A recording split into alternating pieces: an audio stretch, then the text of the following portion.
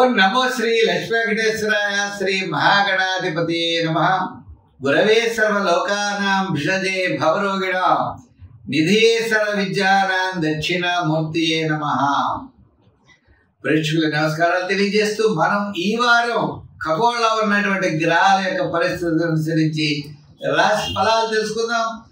మనకి జూన్ 29 నుంచి జూలై 5వ తారీఖు వరకు 2025 ఖగోళంలో ఉన్నటువంటి గ్రహాల యొక్క పరిస్థితి చూసినట్లయితే మిథున రాశిలో గురుడున్నాడు.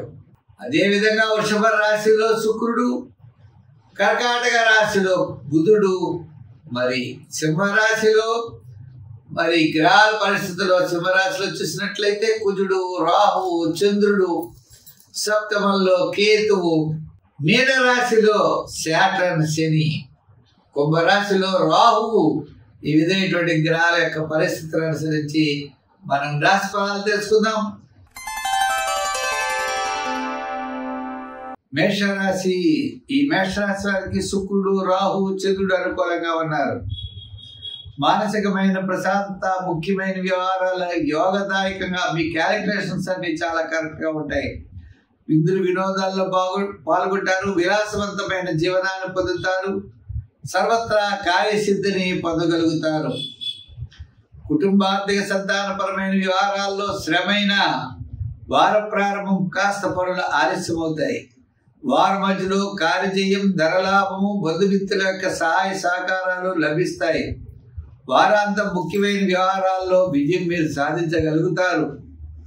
ఉద్యోగపరంగా ఒత్తిడి ఎక్కువగా ఉంటుంది.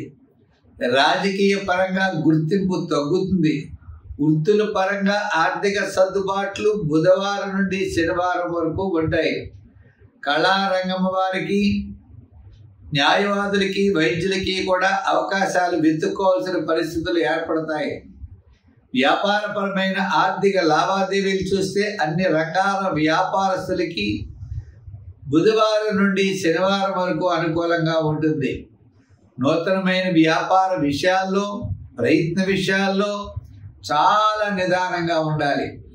ముఖ్యంగా పార్ట్నర్షిప్ విషయంలో, భారీ పెట్టుబడుల విషయంలో, రియల్ ఎస్టేట్ అవ్వచ్చు, షేర్స్ అవ్వచ్చు, ఐటీ రంగం అవ్వచ్చు, మీరు ఏ రంగం అయినా సరే చాలా నిదానంగా ముందుకు వెళ్ళాలి. జనరల్, కిరాణా, మెడికల్, ఫ్యాన్సీ, లోహ, యంత్ర, వాహన వారందరికీ కూడా వార ప్రారంభం నుంచి కాకుండా బుధవారం నుండి శనివారం వరకు చాలా అనుకూలంగా ఉంటుంది. మరి ఈ రాశుల్లో సంఖ్యల్లో మీరు ఎక్కువగా వాడవలసి వస్తే 9వ నెంబర్ వాడండి. రంగుల్లో ఎరుపు, తెలుపు వాడండి. ఆరాధనలో శని భగవానుడిని బాగా పూజించండి. శని స్తోత్రాన్ని చేయండి. అంతేకాకుండా హనుమాన్ చాలీసా కూడా తప్పనిసరిగా పఠించవచ్చు.